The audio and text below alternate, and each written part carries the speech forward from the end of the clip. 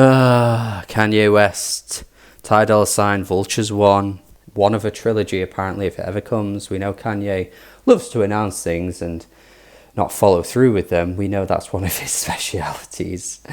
Yeah, look, it's impossible to ignore the elephant in the room at this point. And I feel like we're doing everything we can to desperately pretend that the elephant isn't sat there staring at us in the face.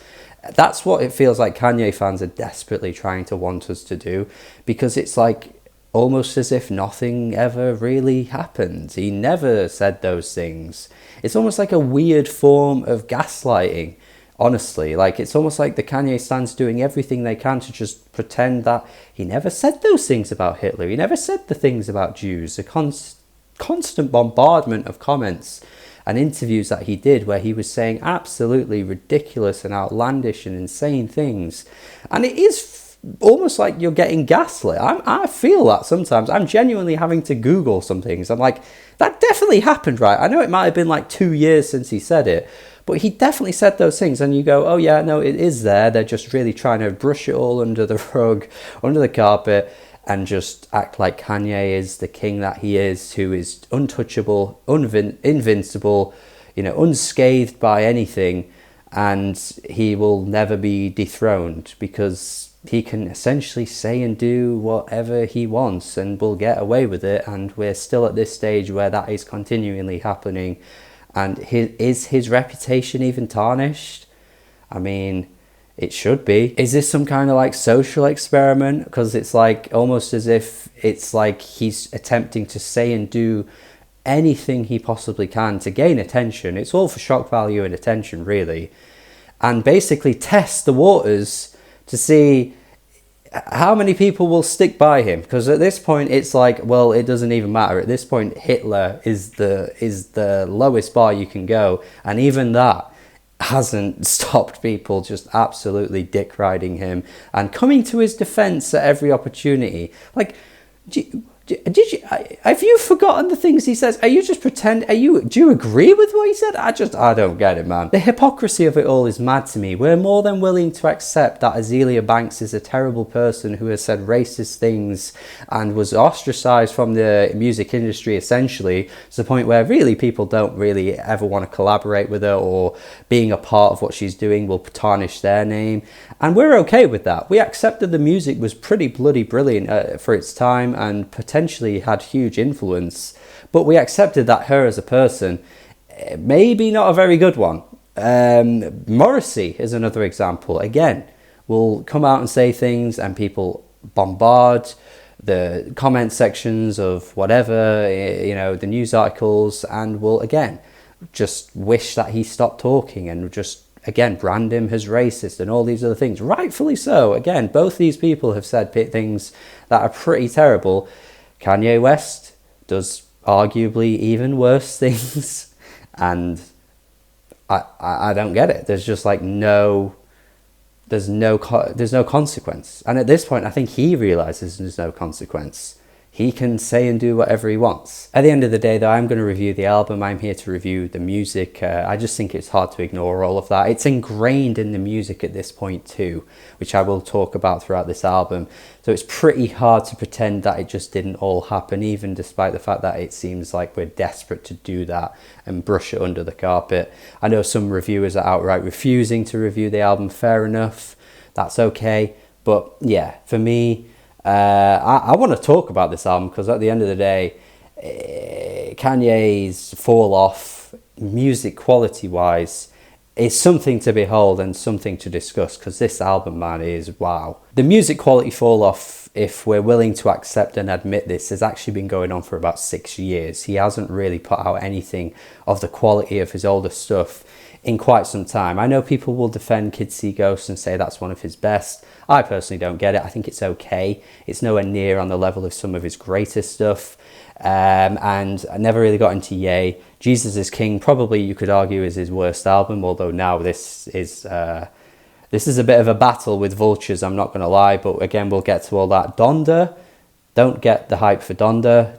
Just think that's a pretty mediocre album that runs on way too long. Like, at the end of the day, we need to remember that even the greatest artists have a tipping point. And we look back on some of the best artists' discographies of all time, and there's a point where the music does decline.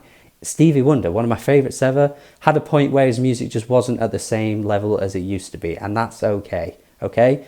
I think we're witnessing that with Kanye in real time right now, and I think we're refusing to accept that maybe some of these albums just ain't of that quality anymore, and they're not going to age very well, and maybe we just need a bit more time to pass for us to see that, because I think once we look back on some of these albums, we're gonna not be as fond about them as we are at the moment. Vultures is honestly just arse. Like, this is just an arse album, and it's not all bad, and I'll talk about some of the good things, but overall there is so much to dislike about this album, and it really essentially starts and maybe could end with just the mixing, because this, once again, is an album Kanye West has put out that barely even feels properly finished.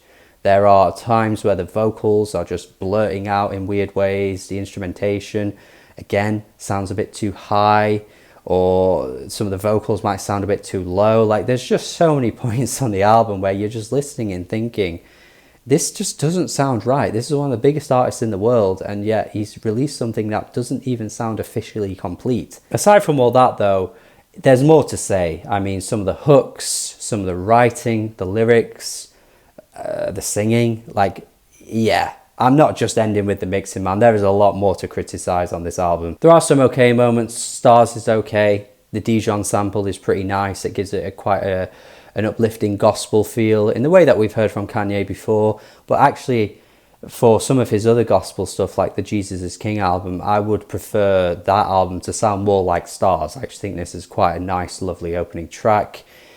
Beyond that, there isn't a huge amount to praise. I guess Burn is one that I do want to raise, though, because that's easily the best track on this album.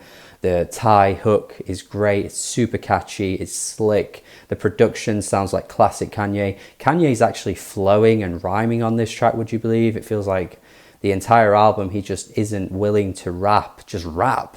Like, he isn't just rapping. Like, this track is the only one where he's actually just rapping, and he sounds great. It sounds classic Kanye. It's weird how it kind of just cuts off, though. Again, talking about the kind of frail, unfinished feel of this album, this track is a great example of that, because it's one of the best tracks, and it just essentially cuts off. It's weird. I don't know, man. But there's very little to praise beyond that, guys. There really isn't much to praise beyond that. I mean, Keys to My Life is meant to be this heartfelt, emotional track, and he says emotional as a replacement for emotional. I mean, what a cringe line that is. Jesus Christ. Paid is one of the laziest things Kanye's ever done in his career. What the hell is this, man? The Friday night and I'm just getting paid, Friday night and I'm gonna get paid, is just terrible. Like, what the hell is this hook? Like, it's just the most trashiest thing I think he's ever put out in a long time, and it might not even be the worst track. Back to Me with the beautiful big titty women don't follow this guy, you know, thing is just terrible. It doesn't even fit on the beat. He's just cramming words together. It's ridiculously cringe to hear a line like that repeated a lot too. Jesus Christ. The song should just start and end with Freddie. He sounds fantastic, but it comes really late on the song, and you can't ignore everything before it. That's absolutely atrocious. You know, to get to the good point, it just isn't good enough. It should just start and end with Freddie, and it would have been great. Hood Rat is one of the ugliest beats Kanye's ever made. This guy is a legend producer, arguably a better producer than he is a rapper by a lot of metrics when you look at the world of hip-hop and talking about technicality with rapping and things like that. You could absolutely make the case that Kanye is a better producer than he is a rapper, okay? You don't have to agree with it, but I think it's a valid conversation to have. You would not think that listening to Hood Rat. Hood Rat, Hood Rat. It's so ugly. The beat sounds distorted and all over the place. The vocal chop of Hood Rat being repeated over and over again is just so awful on the ears. Fuck Summon is a track that has a really grim hook that just sounds really... Ugh, like, I just can't listen to that and enjoy it at all. Ty on this album really is all over the place for me. Like, he ranges from sounding good to awful. He never really goes beyond good for me, though. I think Burn, he sounds really good, but like, it's not amazing or anything like that. But a lot of the time He just has this vocal tone that's just really hard to enjoy, and Fuck Summon is a really good example of that. Paperwork just sounds like a Yeezus knockoff, but the distorted beat again doesn't sound properly mixed into the track very well. Vultures, I mean, I have nothing very good to say about this one. I just think Kanye's flow is dead. It just doesn't sound enjoyable at all. The Jewish line is just terrible as well. Carnival is the track that everyone's going crazy for, and I just absolutely don't get it. It sounds like something you'd hear on a Travis Scott album, but just like a knockoff version of that. The lyrics where he's saying things like "take it up the arse like a ventriloquist" is just atrocious. The "ride a dick like a carnival" refrain is pretty bad as well for me. Like, everything about this track just feels way over the top and just has very little about it that's satisfying on the ears. Even Carti coming through with his bloody little yachty ass type verse sounds pretty bad too. I think honestly Carti at this point is getting a bit overpraised for this deep voice he's doing. He doesn't actually sound that good doing it. I would much prefer to just hear him do his classic style, because on this track particularly, I just think it all sounds pretty bad. Beg Forgiveness is just like really boring. Like, what the hell is this? Why does it go on for like 7 minutes? What the hell, man?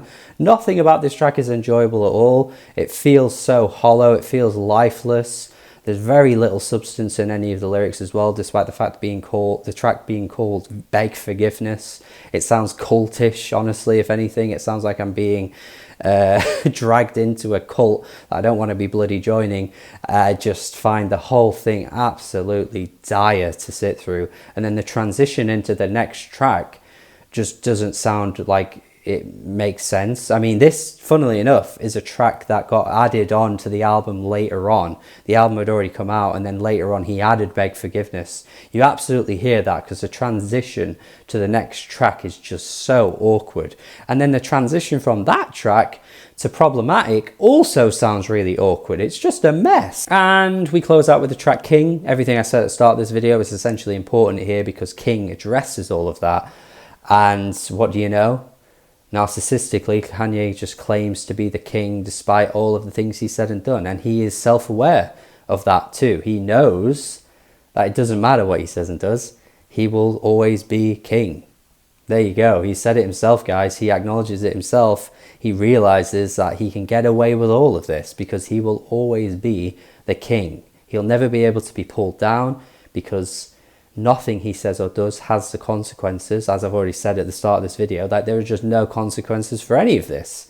And he knows it. He knows he can say the most shocking and mad and insane and awful things and test the waters and not even get like a little scratch from any of it, because he's still the king and he knows it himself.